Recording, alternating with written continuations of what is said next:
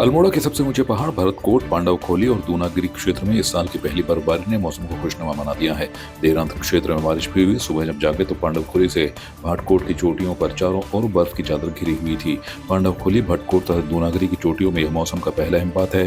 बर्फ देखकर स्थानीय लोगों में उत्साह। क्षेत्र में आए पर्यटक भी बर्फबारी देखने पहुंच रहे हैं। बर्फबारी से पर्यटकों और स्थानीय व्यापारियों के चेहरे खिल गए हैं। पांडवखोली और भरतकोट में 1 फीट के आसपास की बर्फबारी हुई है। निकाय चुनाव की तिथि नजदीक आते ही प्रचार प्रसार तेज हो गया है। बेरीनाग नगर पालिका में भाजपा के अध्यक्ष प्रत्याशी शीला धानिक के समर्थन में प्रचार करने के लिए तेज तर्रार कैबिनेट मंत्री रेखा आर्य बेरीनाग पहुंची, जहां पर नगर पालिका के बना और भट्टी गांव वार्ड में नुक्कड़ सभा कर भाजपा प्रत्याशी का प्रचार किया और राज्य सरकार द्वारा चलाई जा रही विभिन्न जन कल्याणकारी योजनाओं की जानकारी दी। लोगों से योजनाओं का लाभ उठाने की अपील भी उन्होंने की। उन्होंने कहा कि डबल इंजन की सरकार ही बेरीनाग नगर का विकास कर सकती है। इस मौके पर बेरीनाग नगर में जनसंपर्क भी किया और भाजपा प्रत्याशी की जीत नगर के विकास में महत्वपूर्ण बताया। आज बेरीनाग नगर पालिका के प्रचार प्रसार और प्रत्याशी के पक्ष में जो है प्रचार प्रसार करने यहाँ पर मैं पहुँची हूँ। आज यहाँ पर भगवती मंदिर के पवित्र प्रांगण में भी बैठक हुई है और साथ ही एक बड़ी सभा भी आज आहूत हुई है, जिसमें ये जिस प्रकार से जनमानस का जो भाव निकल कर आया है वो ये साफ दिख रहा है कि वो भारतीय जनता पार्टी की प्रत्याशी के पक्ष में है। मातृशक्ति का आशीर्वाद भारतीय जनता पार्टी की प्रत्याशी जी के साथ में है, शीला धानिक जी के साथ में है। निश्चित रूप से इस क्षेत्र का जिस प्रकार से माननीय मुख्यमंत्री जी ने नगर पंचायत से नगर पालिका में अपग्रेड किया है, लोगों की बहुत उम्मीदें बढ़ी हैं और मैं समझती हूँ कि इस अपग्रेडेशन के साथ में यहाँ पर जो विकास कार्य भविष्य में, चाहे वो सड़क के रूप में होगा, पेयजल के रूप में होगा, कूड़ा निस्तारण के रूप में होगा या पार्किंग के रूप में होगा या बाग इत्यादि जो यहाँ की अन्य विषय हैं, मैं समझती हूँ सभी का संज्ञान लेते हुए उनका निस्तारण जो है इस उच्चीकरण के साथ में होगा। लेकिन यहाँ के लोगों से यही अनुरोध किया है कि पूर्व के अनुभवों में जिस प्रकार से निर्दलीय प्रत्याशियों पर भरोसा किया है, उस भरोसे का क्या परिणाम हुआ है वो जरूर आकलन करने की आवश्यकता है। और जिस प्रकार से वर्तमान में जो महिला प्रत्याशी खड़ी हुई है और उनके साथ में पूरी सरकार खड़ी है, उनके साथ में पूरा जनमानस खड़ा है, उनके साथ में संगठन खड़ा है, पूरी ताकत के साथ में उनके साथ खड़ी है, तो इसका मतलब ये है कि उनकी समस्याओं को यानी कि जनमानस की समस्याओं का निस्तारण करने के लिए पूरी सरकार है। तो इसलिए भरोसा जो है वो शीला धानिक पर करें और शीला धानिक को भारी मतों से विजय बनाए, ताकि जो है ट्रिपल इंजन की सरकार जो है बेहतरीन प्रदर्शन कर पाए। नगर पंचायत सतपुली में कांग्रेस ने अध्यक्ष पद के लिए अपने अधिकृत प्रत्याशी के रूप में जितेंद्र चौहान को उतारा है। ऐसे में कांग्रेस के एआईसीसी सदस्य राजपाल बिष्ट ने कहा कि भाजपा के प्रत्याशी नगर पंचायत के लिए दूसरी बार मैदान में है, लेकिन नगर पंचायत के विकास कार्यों को लेकर भाजपा के पास बताने के लिए कुछ नहीं है। ऐसे में वे कांग्रेस प्रत्याशी को नया बता रहे हैं। उन्होंने बताया कि कांग्रेस ने सक्षम और विकास की सोच रखने वाले व्यक्ति को टिकट दिया है। वहीं कांग्रेस के नगर पंचायत को लेकर अध्यक्ष पद प्रत्याशी जितेंद्र चौहान ने कहा कि पिछले 5 साल के कार्यकाल में सतपुली में बुनियादी सुविधाओं तक का अभाव रहा है। नालियों की निकासी, बाजार में स्थायी शौचालय तथा कूड़ा निस्तारण में नगर पंचायत विफल रही है और भाजपा केंद्र और प्रदेश सरकार की योजनाओं को नगर पंचायत में गिनाकर खुश हो रही है। जनता का बहुत सहयोग मिल रहा है और साथ ही पार्टी कार्यकर्ता बिल्कुल एकमुठ होकर कार्य कर रहे हैं और मैं साथ साथ उनके प्रचार प्रसार में जा रहा हूँ। 4 वार्डों में घूम रहा हूँ, जबकि एक वार्ड हमारा थोड़ा 2-3 किलोमीटर दूर है यहाँ से, वहाँ भी मैं प्रचार प्रसार करने गया हूँ अपने वार्ड मेंबर के लिए। अपने 4 वार्ड मेंबर के साथ में प्रचार प्रसार की कोशिश कर रहा हूँ, उनके साथ लगा हूँ और जन सभा का बहुत सहयोग मुझे मिल रहा है। पूरी जनता का, नगर पंचायत की सारी जनता का मुझे पूरा सहयोग मिल रहा है। देखो जी, ये प्रदेश सरकार की उपलब्धियों को गिना रहे हैं, नगर पंचायत की कोई उपलब्धि नहीं है। रही बात दंगलेश्वर मंदिर की, तो दंगलेश्वर मंदिर जो है वो आपके जयरीखाल ब्लॉक में पड़ता है। उसका काम जो है वहाँ से हुआ है। यहाँ नगर पंचायत का कोई क्षेत्र भी नहीं हो और ना यहाँ नगर पंचायत में काम हुआ है। विकास के बारे में तो ये है, पहले तो जनता जो है वो परिवर्तन चाहती है। जनता ने उनके काम देख लिए 5 साल के, अब वो नया आदमी चाहती है जो यहाँ विकास के कार्य करे। इसलिए जनता भरपूर सहयोग दे रही है और एकजुट होकर सब सहयोग कर रहे हैं और प्रचार प्रसार में बिना किसी स्वार्थ के, किसी भी ऐसी स्थिति के, वो सब साथ जा रहे हैं। देखो, ये तो पार्टी की बातें हैं, देखो ये हाईकमान की बातें हैं। जो बड़ी पार्टियां हैं या बड़े कुछ भी है, बड़े क्षेत्र में जैसे नगर पंचायतों में, उसमें क्या नाम है इसका, ये चीज़ तो देखो नगर निगम है, नगर पालिका में, ये है ग्राम सभा, ग्राम पंचायत का, नगर पंचायत का छोटा सा चुनाव है। यहाँ पार्टी वाली बात ऐसी कुछ है नहीं।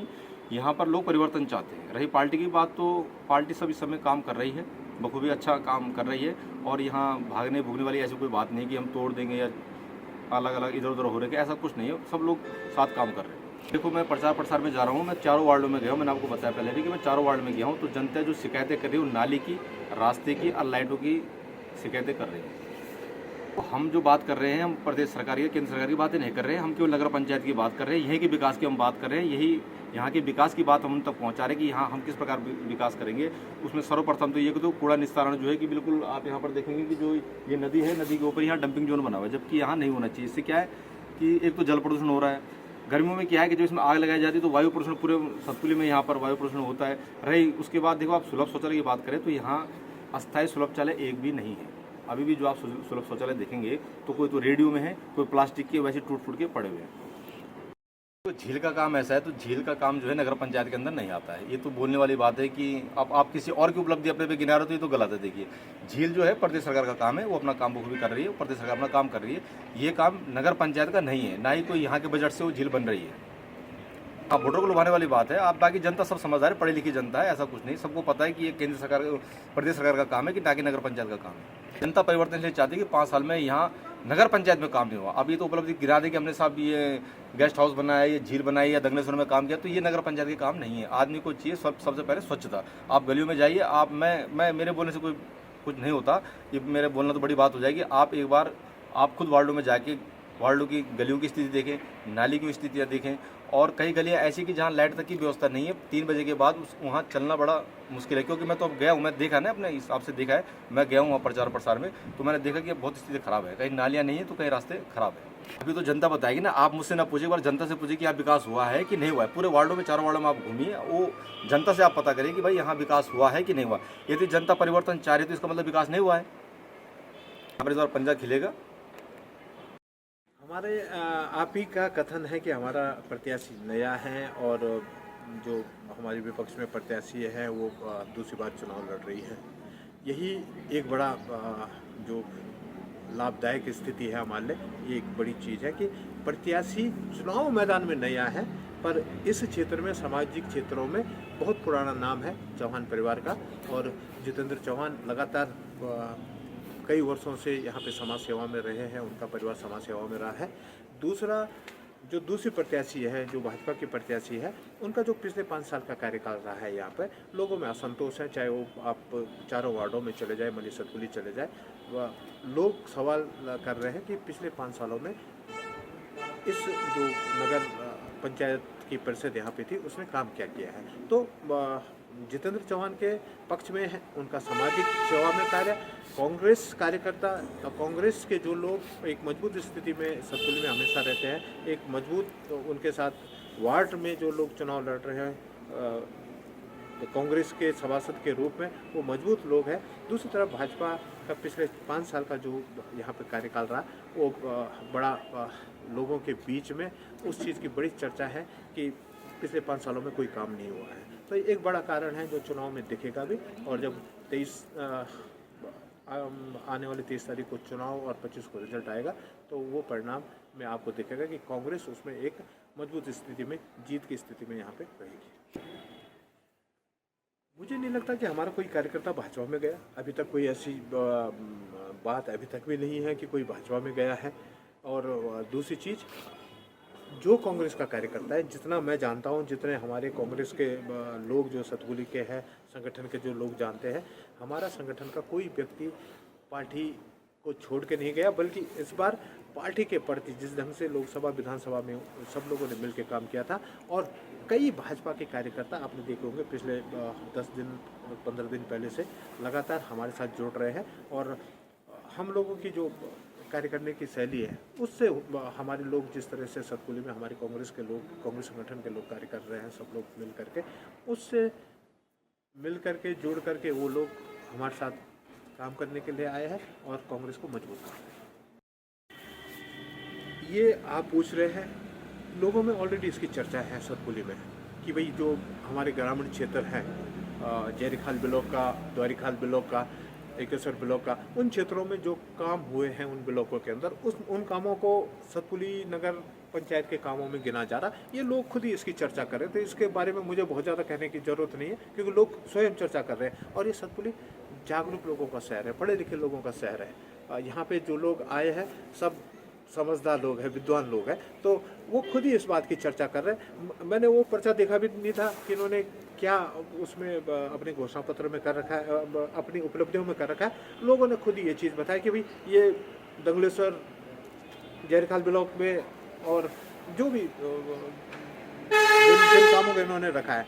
दूसरा जो काम हुआ है, मुझे पता है कि जब हमारी कांग्रेस सरकार थी, अधिकांश काम उस समय हमने बिल्कुल पाइपलाइन में ला रखे थे, लाइन पे ला रखे थे। और उस समय 2017 में कांग्रेस सरकार हटते ही वो सारे काम यहाँ ठप पड़ गए थे।